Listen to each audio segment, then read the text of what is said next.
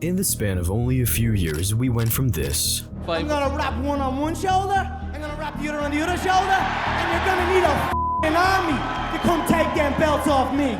To this. I want to be busy, and thank you UFC to keep me busy. And yeah, I would love to win this fight and celebrate Christmas and New Year with the and still. UFC press conferences used to be almost as big as the fights themselves. 20 megastars all on the stage at once, trading verbal quips at one another. But now, the same few reporters asking the same few questions. Fighters who aren't witty or can't even speak the same language, and Dana White who doesn't seem interested at all. Dude, he's bored with MMA. It's all led to the death of UFC press conferences. And it poses the question, just how did we get here? And can the UFC make press conferences feel like marquee events again? In the very early days of the UFC, press conferences weren't a thing. Those pre-fight promos were as good as it got. As the sport grew and the UFC further marketed itself, press conferences, much like those in boxing, became more frequent. It obviously allowed fighters to showcase their personality, generate some hype for the fight, and build true fans of the athletes. But there was one problem. Both the UFC and fighters weren't that interested, and much like in major sports, interviews and addressing the media felt like an obligation more than an opportunity. But one fighter saw what everyone else wasn't, and he quite literally grabbed the mic and made the UFC his own show. Anderson Silva, you absolutely suck! Chael Sonnen was undoubtedly the best fighter in UFC history on the mic at the time.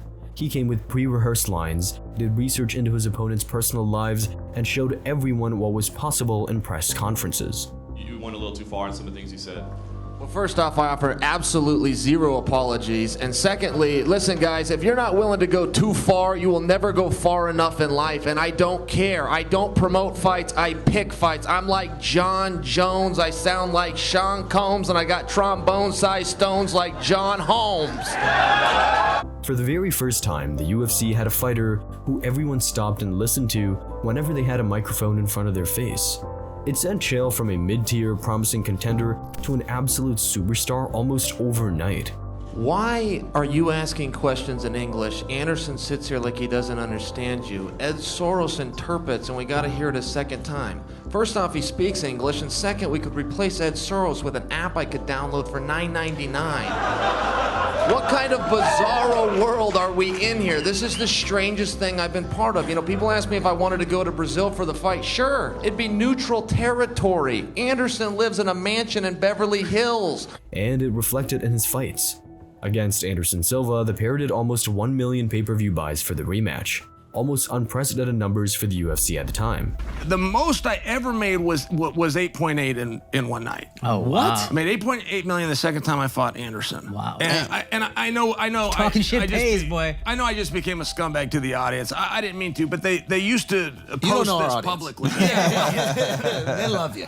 And I only that's told huge. This is huge money. So with all this success, the UFC lent more and more into their press conferences. We even briefly had post-fight press conferences with everyone in the same room at the same time.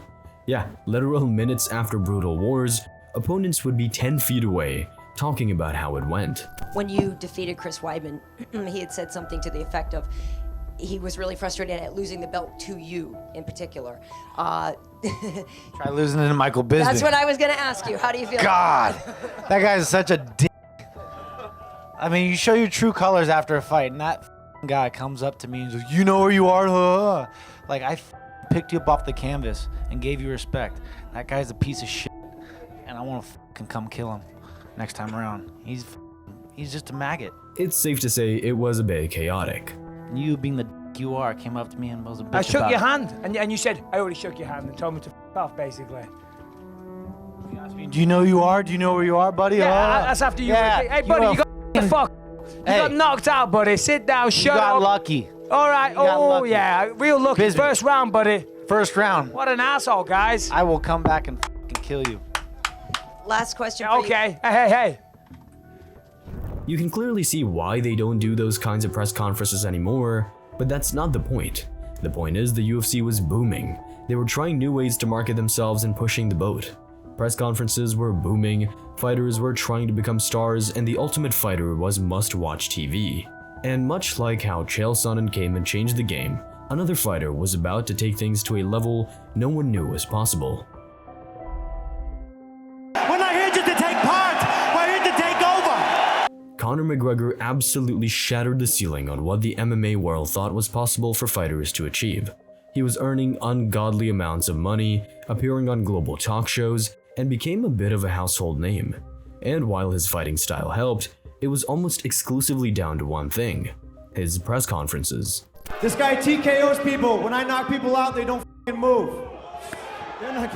Who the f*** is that guy? Who the f*** is that? Give us a quick count to 10, both of you gentlemen, if you don't mind, just if you wouldn't mind counting to 10. Nate can only count to 5. You're looking at the king of Dublin, yeah? You're looking at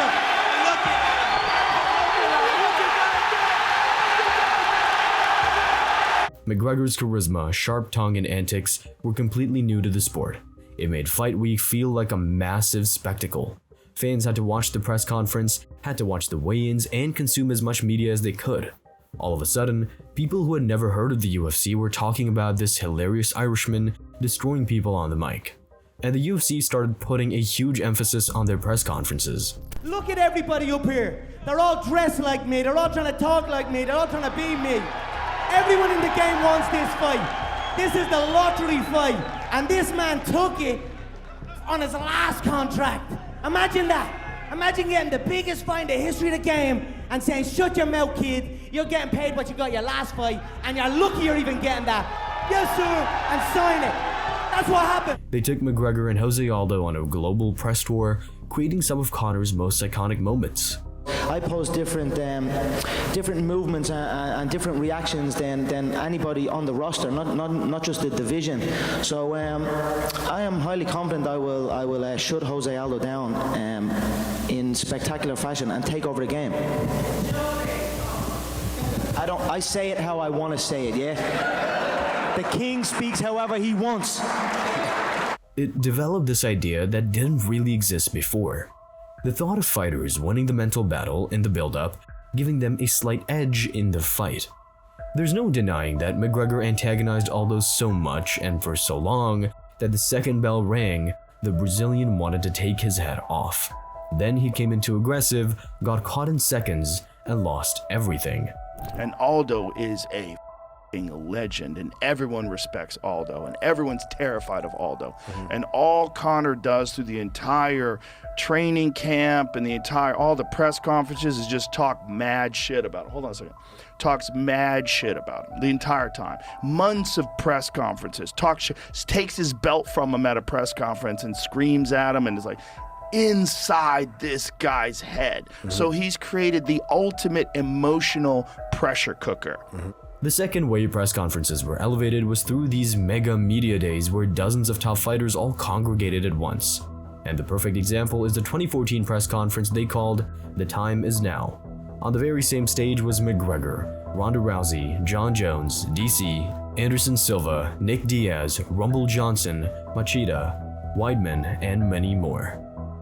It was the UFC telling the world we have superstars and we're a new force in sports entertainment. And it also showed every fighter on the roster that if you become champion or you become a real fan favorite, there's massive opportunities to be had. What McGregor did on the mic was undeniably a golden era for the sport. Millions of new fans were created, stars built off of him, and MMA was left in a much better place. But his legacy was also a curse. By showing the world what was possible, he created a void other fighters tried to fill, but none even came close. And it was here where the UFC press conferences started to decline to a point where now they're an afterthought for everyone involved. But the biggest problem was the copycats. He stands no chance. I actually give him respect for taking a fight that he knows that he's not gonna, his best chance at winning is if I make a stupid mistake. He realizes that the only reason he took the fight is because it's in OKC. I'm gonna carry him through this card. He's gonna headline because of me. After that, he's going back to the prelims. Because of Conor's success, almost every other fighter on the roster started trying to be him. And a lot of them were fighters like Kevin Lee, who were very professional and respectful towards their opponents before this. It was a tough first round, you know. The first punch, I think it landed right in the eye, so a little bit of adversity. But like I said, I had a tremendous respect for Francisco coming in. 3-time world champion kickboxer. I knew he was going to hit very hard, and you know, he had the crowd on his side, and he had a lot of momentum going into the first. They came to press conferences in suits, had pre-rehearsed lines of their own, or would just flat out copy what he did. I can make you rich. I change your bum life. You fight me, it's a celebration. When you sign to fight me, it's a celebration. You ring back home, you ring your wife. Baby, we done it.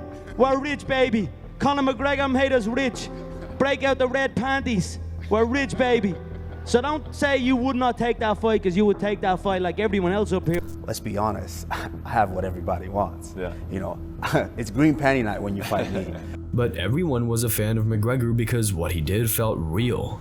He came across as a super confident, outspoken, charismatic guy who backed it up because that's who he was. Instead, we had people creating fake drama, changing their personality, and doing it all for show.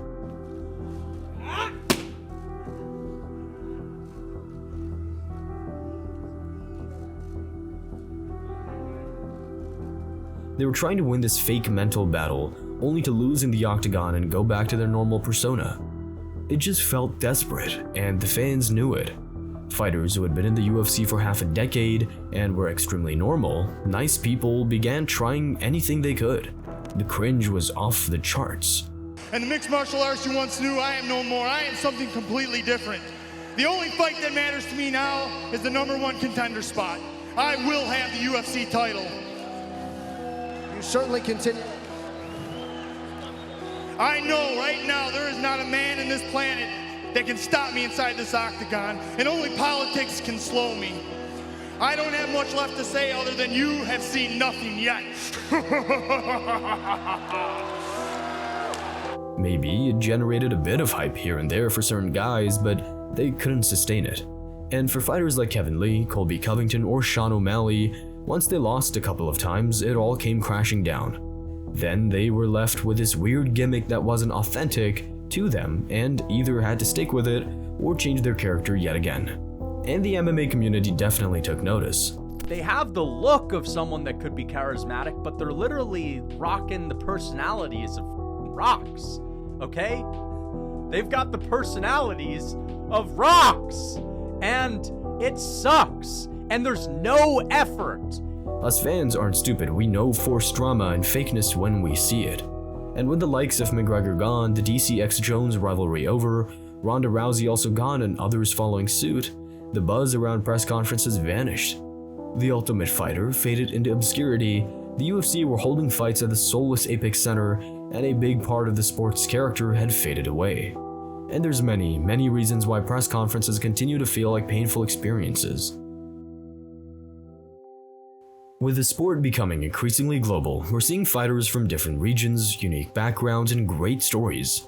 But with that comes a lot of fighters who can't speak English and have serious language barriers with one another. You are better than this, bro. Stop making excuse, please. No excuse. When I repeat you on December 6th, what excuse you gonna make?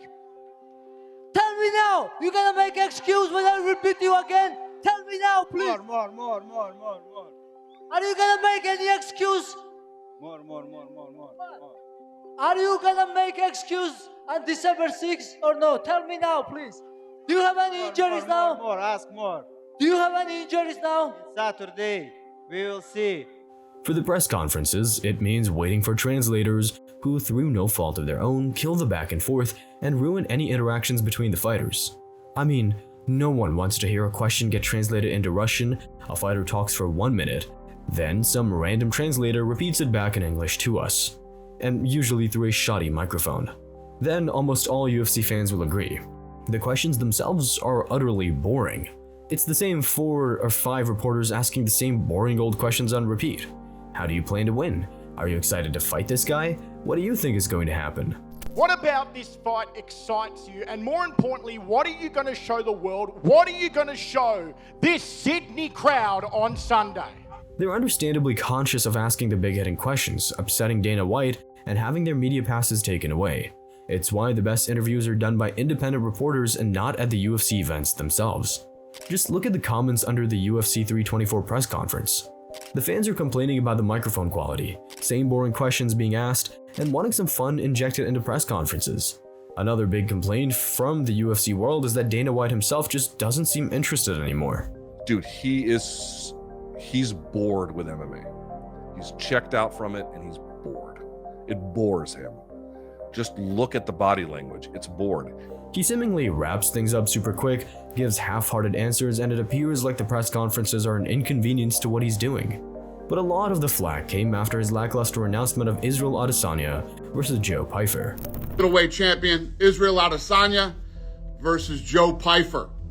Adesanya, former two-time middleweight champ, 16 of his 24 wins by knockout, and Joe Pyfer is on a 3-fight win streak, and since winning the Contender Series, all but one of his wins have come by finish.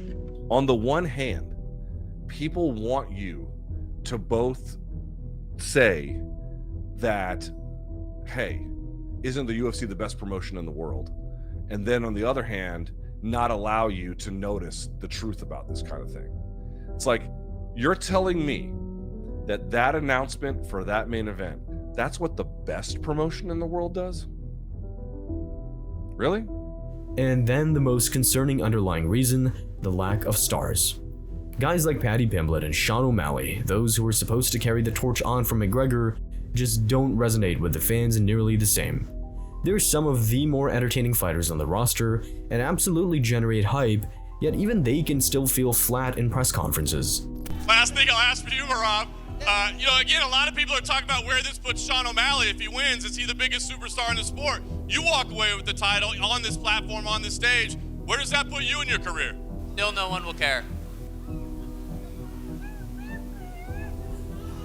Say again, please, one more time. And even to this day, fighters are still copying Conor McGregor's antics. I match up horrible for this guy. Conor, do you know what wrestling is? I can rest my balls on your forehead. Yeah, I know. So I'm gonna put my balls No, on your you can't knock me. Yeah. Get knocked out. You get knocked out. I finish you. Even before the fight. Dana doesn't care. The media asks the same boring questions, there's always tech issues, and we have to wait for translators to kill the interactions. It's sad to say, but the buzz around press conferences is simply gone. Not that long ago, they were a must-watch for any fan.